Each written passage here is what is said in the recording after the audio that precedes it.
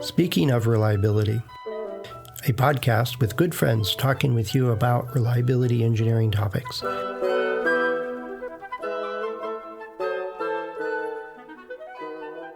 Welcome to Speaking of Reliability. This is Fred Schenkelberg. And I'm Philip Sage.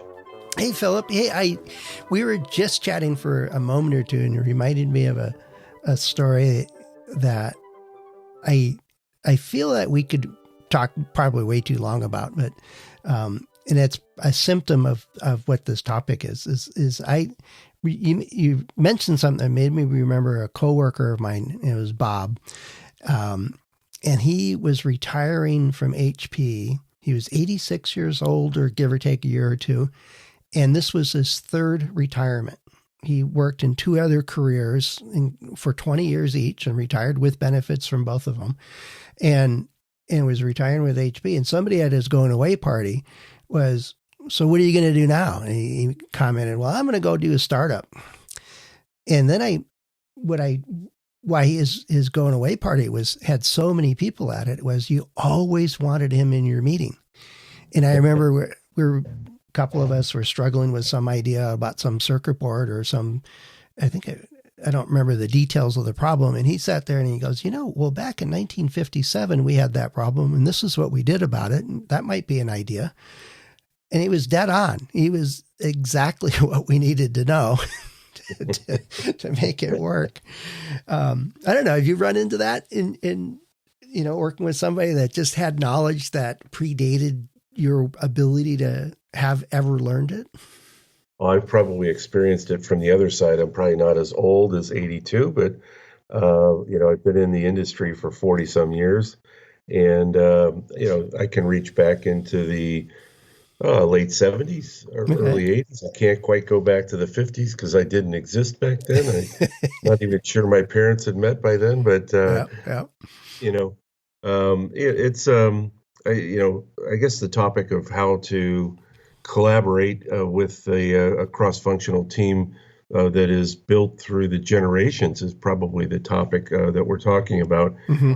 And how do you leverage the experience of somebody who's been around for years, as well as how do you foster and mentor the growth of somebody who's coming in with maybe 3 or 4 years experience and just starting their career and maybe on their 4th or 5th problem to tackle. Right. Does that sound about right? Yeah, no, it sounds perfect, because the worst scenario is that, the younger generation looks at the older person and says, well, we don't do it that way anymore. You got to catch up to modern times. And then they go off and make mistakes that could have been avoided, just the arrogance of youth kind of thing. And, well, I was just in college, so we know best and blah, blah, blah. And, I've run into that a few times. And then the vice versa is the seasoned person saying, well, this is the way you do it. And the arrogance of experience. I think both traits are to be avoided. And I think that's another way of saying what we were just talking about.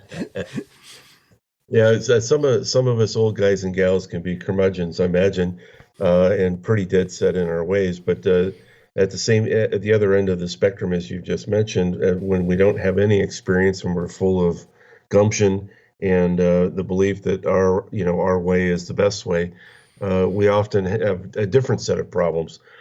The real challenge is to bring those two talents together and do it in a way that's cohesive and builds a team. Yeah, no, I agree. And then that's why I mentioned and remembered Bob, because we always wanted him in the meeting because he was the walking library. I mean, he had the encyclopedia type memory of all this stuff. And, he could contribute to an FMEA or to a brainstorming in ways that the rest of us just couldn't. And we certainly appreciated it. I think it was the culture of the group I was in, which was a really fun place to work. It was, somebody would run into a snag or an issue and they'd call in who's available at 11? Let's go help me solve this problem. It was the kind of place we were in. So I think it's not just across generations. It also has to be a place where if it's your problem, you can ask for help. If you've got an issue or a problem, something you're struggling with, somebody else has probably got an idea on that. And then if you're really lucky, you have a guy like Bob that walks in and goes, "Oh, I've seen that 4 times, and this is what we did." you know. Yeah, it's absolutely vital that we realize that everybody in the world doesn't see the reality the same way. And what we, in addition to generational gaps or challenges, when we build a team, we have to be receptive to the ideas of everybody, because quite frankly, they see things differently than we do, and we may actually be blindsided or blinded by something in our experience or the ways that we have solved things in the past that we can't yet see their possibility and the way that they're looking at the problem. So it's important to have a kind of a neutral platform where everybody's perspective gets a chance to get onto the floor and discussed, and then you evaluate them based on their merits. And yes, it's absolutely vital in today's world to have somebody of experience. It's very rare. It used to be when I started out, the experienced people had been with the company for 40 years, Right. and their innate corporate knowledge was just a treasure trove of information that you could go and rely on because they had literally been there and done that. But in today's world, the average tenancy on a job in the United States is 3.7 years. I think it's 3.8 years here in Australia. And as a result, people, in order to move up the career ladder, have realized that they need to move between different organizations. So what we end up with is different than it used to be. But it's also very powerful if we realize it and take advantage of it, is that we have a very cross-functional team who has a very wide experience base in other things, perhaps, but some of those other things may be very, very useful or innovative in the way that we look at problems. Oh, yeah. No, one of the places I worked, when I first got out of the Army, I worked at a company called Raychem, which no longer exists, unfortunately. It got bought and disassembled, essentially. At one point, they offered a Not Invented Here award, and it came with a cash prize. And the person that facilitated the transfer from one division to another, and the other person that received it and implemented it, both got the award. And it was really at that issue, is that we need to break down that, well, just because we're doing polymer extrusion doesn't mean that the injection molding people don't have some brilliant solutions for some of our problems. And vice versa, is if you're in a medical device company, aerospace deals with some pretty similar things, and they've solved it, and vice versa. You guys have solved stuff that they could probably benefit from. When you go to a conference, don't go to just the papers that are in your field. Go to the ones that are in different industries, I should say, and because you can learn a lot that way. And then what I really like, and it's one of the things I find is a power of a consultant, because for most of I think my average time with any one client is probably close to 4 weeks. I've had a few pretty long ones and mostly very short ones. And when I've gone from solar to, lithium batteries to oil exploration, steerable drill heads, which is an amazing product, hot tubs, medical devices, electronics, making inductors, all kinds of stuff. And I can join a meeting and go, there might be a way to solve this. And I have found that I have to be very hesitant to, one, I don't want to break any non-disclosure agreements, but how about we look at it this way? Or how about this approach? Or how about this technique of measurement or something like that? as opposed to saying, thou shalt do it this way. I found that doesn't work very well. Yeah, people get offended if you come in and say, based on my experience, this is the way we should do it. There's one exception though, Phillips. If they're using MTBF, then I say you shouldn't be doing that. Just stop doing that. Just do something useful. Please stop. No MBTF. That's right. MTBF. Rather. I do have a threshold, to where I get on my soapbox. No, it's an interesting challenge. I'm a consultant also, and you're right on. You're working with teams of people for 3 or 4 weeks trying to achieve an outcome that moves the needle forward. And you do carry some weight because you come in with different ideas, but at the same time, it's the team that you're working with that has to wear those new ideas or new processes or procedures that you implement, and they have to own it. And so you find that if you come in an autocratic fashion and say this is the way we're going to do it to everybody, you'll tune off a bunch of people in a heartbeat.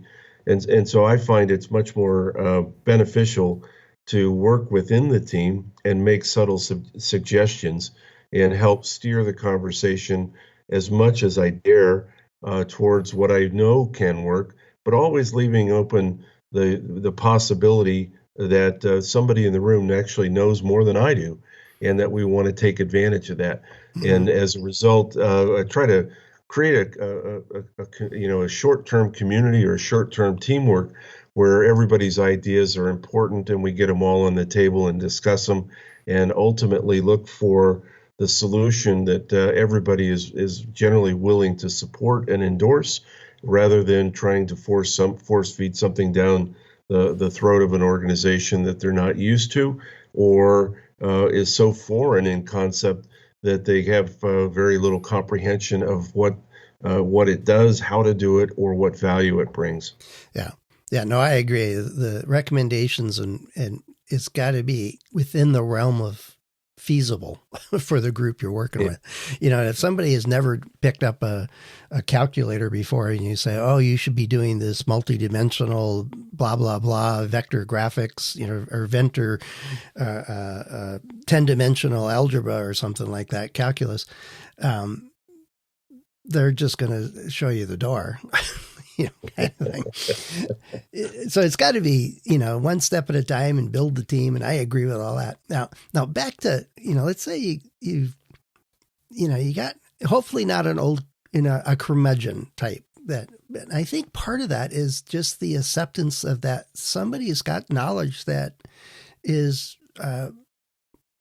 deeper than what you have. And yes, I agree with you a lot, Philip, is that both parties can learn. One of the ways I found that Bob really enjoyed being part of the team and why we were always dragging him into meetings with us, because we learned a lot when we did, is that I was at lunch with a couple of our colleagues and Bob was there. I think there were 4 of us at this table. And one of the guys said, "Hey, Bob, what was your favorite engineering problem and how did you guys solve it?" And he went back decades and decades and, described this problem and the issues they ran into and the complexity of it and this and well, one of the younger guys said, "So why didn't you just use this, scanning electron microscope to do it?" And he goes, "We didn't have, those things weren't around then." Well, why didn't you do a simulation in the CAD program? We didn't even have a computer. And he finally resorted to, "Now look, guys, when I was working, we could solve problems because NASA already put a man on the moon. So we knew we could solve our little problem." Yeah. And we all went, "Oh, okay." But he enjoyed telling those stories, and all he needed was an invitation. And like at lunch, it was open game to ask him stuff like that. And he enjoyed it.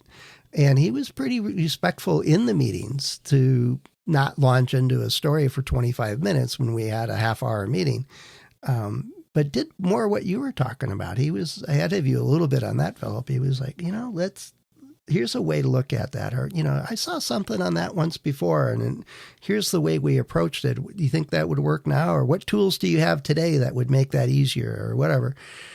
And it would generally lead to a very productive conversation and include everybody. But I think parts of it is, if you do run into roadblocks, is we'll go out of your way to make the person, the vintage knowledge carrier, feel welcome to pull on that knowledge and bring it in. Yeah, it's a delicate, balance. You mentioned having somebody come in and orientate, oxygenate for 25 of the 30 minutes of a meeting doesn't help. So that we do need to, kind of control that as best as we can. But at the same time, we definitely want to value the input and the information. But keep in mind, the reason when we get engaged to come into a company is because they haven't solved a problem with the people that they have. Now, there's two reasons, I guess, two general classifications for why they haven't. One, they haven't got their people thinking in the right way, and that solution is somewhere inside that team. All you have to do is unlock it and release it. And that's where your role is for this particular engagement. The other is you're bringing that wealth of experience from all the other industries, and in some cases from competitors within the same industry, of how they're approaching similar problems. Mm-hmm. And you're slowly or subtly sharing thoughts of different ways to look at the problem that they may not have yet considered, or they may have ruled out prematurely. So it's a delicate balance, and at all the same time, you're trying to build a temporary team, and that team has to be extremely functional very quickly.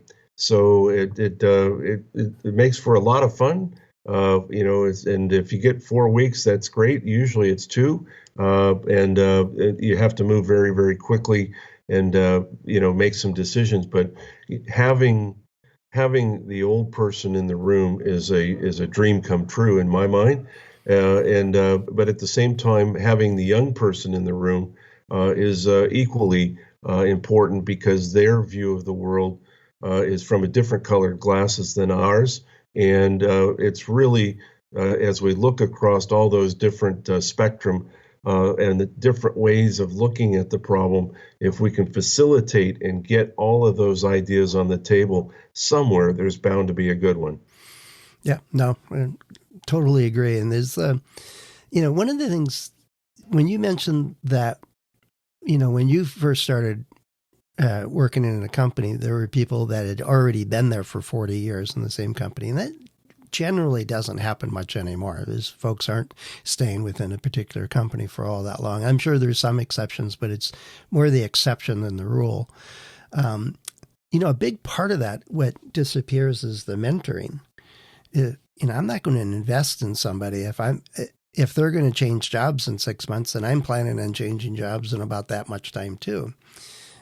So I think part of working with other people gets diluted because it does take an investment to get to know them, to understand, where you could draw them into particular issues or problems, or what kinds of things they enjoy working on. And this applies to anybody on that team. Some people, one of my neighbors is, if you mention hockey, he'll talk to you for, I like your word, Philip, oxygenate. He would talk about hockey until the sunset, 2 days from now. He was like, okay, now I know, unless I really want to spend a lot of time listening about what's happening in the world of professional hockey, I'm just not going to bring that topic up. So there's some of that, but I agree. It's part of it is not just, somebody's got a lot of experience, and there's pitfalls if it's not done well, if they talk too much or they dictate or whatever. So, but contrary-wise, and I think it's a good point, is the new college grad is bringing a fresh pair of eyes in, and is drawing on the experience of if they were paying attention in class, on the experience of their professors and mentors and so on when they were going through school. So they bring in a bunch of experience already, and a new way of a different way, or a new way, or a fresh way to look at stuff. So I think that's a good point. It's not just how do we work with the old guy, it's how do we work with everybody. So I'm going to leave the title though as vintage experience. All right. Well, it's been a great discussion. The topic of mentoring could probably take us another 20 or 30 minutes to enjoy. Yeah. But maybe we'll leave that for another session. We'll hand that, wait for that one. So if you're listening to this and you've got somebody like Bob with your team, or you've run into this issue one way or the other, what works for you? What makes it actually work well, that you can draw in the range of different experiences that your team has and get some really good use out of all that is, we often lament that when somebody retires or moves to another company, all their experience leaves with them. And vice versa is when somebody comes into your group or joins your team, there's a lot of experience walking in if you tap into it. So let us know. Head over to accendoreliability.com/go/SOR. There's a couple of ways to get in touch with us. Philip and I and the other hosts of the show are available through LinkedIn and our About pages. So we do sincerely hope to hear from you and look forward to hearing from you and with comments or questions. It makes, one, it helps us understand that somebody's actually listening to it, not just downloading it. But it also gives us topics for future events. So with that, Philip, I think we'll take a look at what our schedule and how many more meetings we got to participate in for the rest of the day. All right. Very good. Enjoyed it. Thanks again, Fred. Yeah, cheers. Thanks for listening to Speaking of Reliability. We invite you to join the conversation. If you have a question or a topic that you think we should discuss in a future show, please let us know. You can find a comment box below the episode show notes, or just leave a note as part of a review on iTunes.